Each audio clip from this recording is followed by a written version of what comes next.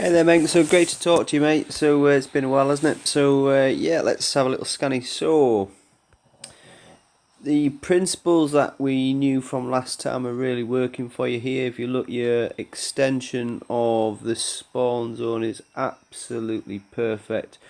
Really, really well done there. That's exactly what you're aiming for. Advice I would give potentially, I mean, if you look here, your war factory, I think one of the most important parts of your game is well protected.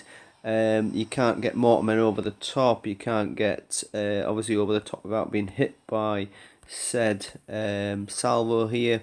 So that's excellent. And to back that up, you've got a howitzer as well, and then another howitzer also. Two flak working good like that. Got to have at least two. Some people say three flak for T3, T4. I still are running on two, and it's working okay. I'm not finding people airstrike too much. I certainly use that more of a mop up than an attack strategy because it costs too much oil if you lose all your birds.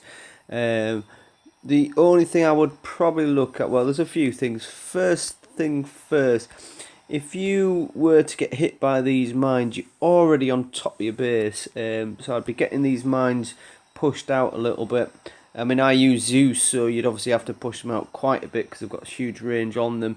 But let's say a typical Humvee or some vehicle like that, you probably want to get these mines further out because I would probably stand here and I'd be shooting and destroying your base, and those mines aren't really going to cause us any bother. I'm probably not daft enough to come into your base. I'm going to knack it from outside the base, so get these mines moved out a little bit. And then the only other thing I would suggest that you look at is if you are attacking your base, you're probably going to come from sort of here, or probably from maybe here. Now, if people are going to spawn in these sort of areas, bring those mines closer up so they're going to hit them as soon as they spawn. That's the first thing I look at. But supposing I come from this side and start attacking you, I'm going to take out a flak nobob. That's the first thing I would do. I'm going to come in from this side. I'd take out that transform, take out that flak, and I've had nothing hit me so far. I could then take out that gun, no problem. Meanwhile, back at the ranch, these guys here don't even know that attack's happening. They've not a clue, way out of range. So I would take these two out, and then I'd start moving down the line. I'd take that transformer out, and then I'd take that howitzer. I've got no mine there to cause me any bother. The mine's over here somewhere. This mine's over here somewhere. These two mines are too close to cause any bother. I think even if you're using Humvees, these mines here probably wouldn't be. You could probably take that war factory out and still not get caught out by those mines. So that's the thing I'm trying to get you to think of. But unless your howitzers has got a bigger range than any I've got, you're going to get picked off base by base, one by one. The base is in essence too big. Now, for me, helicopters fly over walls quite easily. You know that already. So why they need to be inside the walls, I don't know. The airport rather, everything flies over the walls. Why that needs to be inside the walls, not quite sure what you're going with on that. So what I would do is I would reduce the overall size of the wall. What I'd want you to look at, especially for the slightly more advanced players, is that if I'm attacking that turret is going to pick us up. That's the right method, but these two aren't. You really need to condense the base, I think, and go for certainly get the war factory inside the walls. Get the barracks inside the walls. I don't think you need the airport nor the helicopter inside the walls. Personally, that's entirely up to you though if you want to think differently. I'm just going to go back and I'll show you what I'm working on. It's working pretty much for quite a few players. Yes, if I get nuked, I'm knackered. Where if you probably got nuked, you wouldn't be knackered. So there are pros and cons of every method.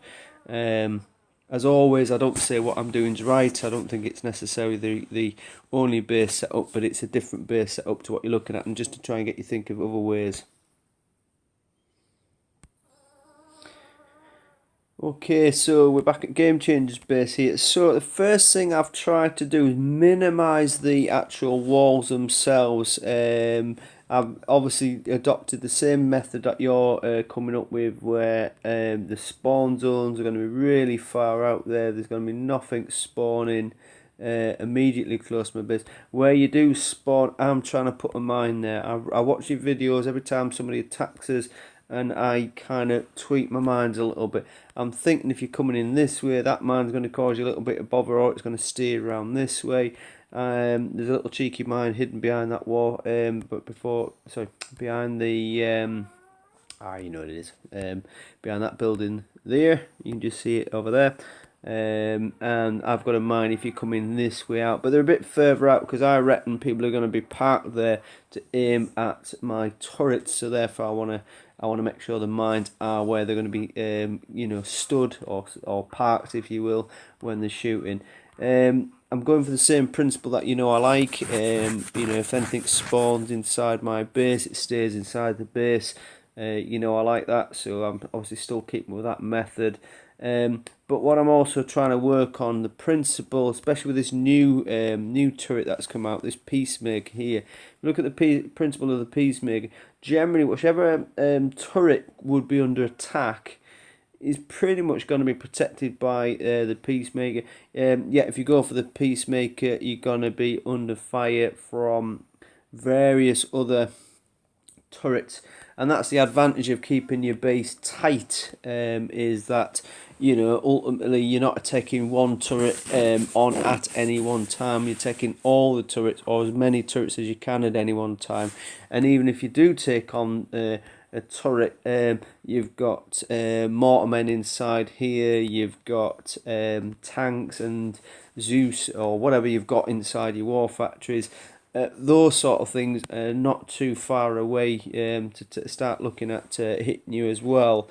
I'm just going to suggest that you look at condensing your base and see if that works. Keep watching the videos, as I know you probably do, to see how you were attacked, what worked against you, what didn't work against you, what worked well. Just keep watching all those sort of things. I think for certainly T3, a stronger wall setup will be good.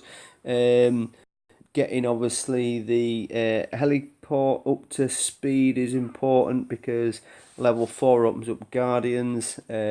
Level 4 in your fob opens up Guardians, and I'll tell you what, that gives them straight away 300% health boost, so that is absolutely fantastic. So your next set of fobs will be really good, the level 4 ones. I've not got anything beyond that yet, but when I do, I'll let you know.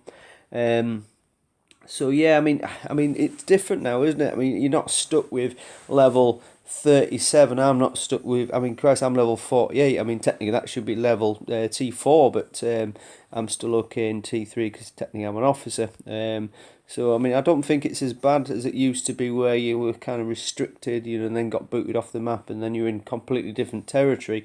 We're all together now, so you can be a little bit more relaxed about upgrading, a little bit more tailored, do exactly what you think is right. Certainly maybe a stronger wall setup is working well, it just slows people down. You'll get the gist, man, you'll get the gist. It's just little nuggets. Certainly, again, make sure you've got a good mix of flak, make sure you've got a good mix of salvo. Machine guns I think work really well, so just try and have a bit of a diversity in your attack method or defense method is important. And that's the kind of essence I would try and instill in you.